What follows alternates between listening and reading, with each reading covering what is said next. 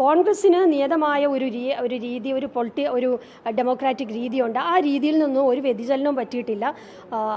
ഏറ്റവും അതിൻ്റെ അകത്ത് സമുചിതമായ ഒരു സമയത്ത് ഉചിതമായ ഒരു നേതാവിനെ പ്രഖ്യാപിക്കും, മുഖ്യമന്ത്രിയെ പ്രഖ്യാപിക്കും. അത് തീർച്ചയായിട്ടും കേരള ജനത ഒന്നടങ്കം അത് ഏറ്റെടുക്കണം. അത് കാരണം കോൺഗ്രസ് പാർട്ടിയാണ് വലുത്, ഒരു വ്യക്തിക്കും ഒരു പ്രാധാന്യമില്ല. ശ്രീ കെ.സി. വേണുഗോപാലിന് ഒറ്റയ്ക്ക് നിന്നാൽ യാതൊരു പ്രാധാന്യവുമില്ലല്ലോ. ശ്രീ രമേശ് ചെന്നിത്തലയ്ക്ക് ഒറ്റയ്ക്ക് നിന്ന് കഴിഞ്ഞാൽ യാതൊരു പ്രാധാന്യമില്ല. അവരൊക്കെ ഈ പാർട്ടിയാണ് എന്നുള്ളത് കൊണ്ടാണ് എല്ലാവർക്കും, ഞാൻ ഉൾപ്പെടെയുള്ളവർക്ക് വലിയ പ്രാധാന്യം കിട്ടുന്നത്. അപ്പോൾ ആ പാർട്ടി ഇല്ലാതെ ഒന്നുമില്ല. അതുകൊണ്ട് പാർട്ടിയെ നശിപ്പിക്കുന്ന രീതിയിലുള്ള ഒരു പ്രവണതയും ശരിയല്ല എന്ന് മാത്രമേ പറയാനുള്ളൂ. ഒരു കാര്യം കൂടി, അതായത് ഈ വി.ഡി. സതീശനെ തകർക്കാൻ വേണ്ടി ഏതോ ശത്രുക്കളൊക്കെ ചെയ്യുന്നു എന്നല്ലോ പറഞ്ഞത്.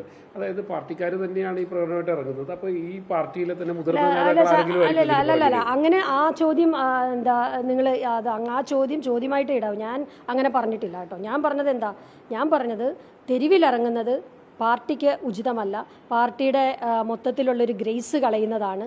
അത് ഒരിക്കലും വി.ഡി. സതീശനെ പോലുള്ള ഒരു നേതാവ് പ്രോത്സാഹിക്കുമെന്ന് ഞാൻ കരുതുന്നില്ല. എനിക്ക് അദ്ദേഹത്തെ വളരെ കാലമായിട്ടറിയാം. കേരള വിദ്യാർത്ഥി യൂണിയൻ്റെ കാലം മുതൽ തന്നെ ഒരുമിച്ച് പ്രവർത്തിച്ചിട്ടുള്ളതാണ്. അദ്ദേഹം അത്തരത്തിലൊരു നടപടിക്ക് കൂട്ടുവയ്ക്കുന്നൊന്നും ഞാൻ കരുതുന്നില്ല. പക്ഷേ ആരെങ്കിലും അങ്ങനെ ചെയ്യുന്നുണ്ടെങ്കിൽ അദ്ദേഹം ചിലപ്പോൾ ഇടപെടുമായിരിക്കും.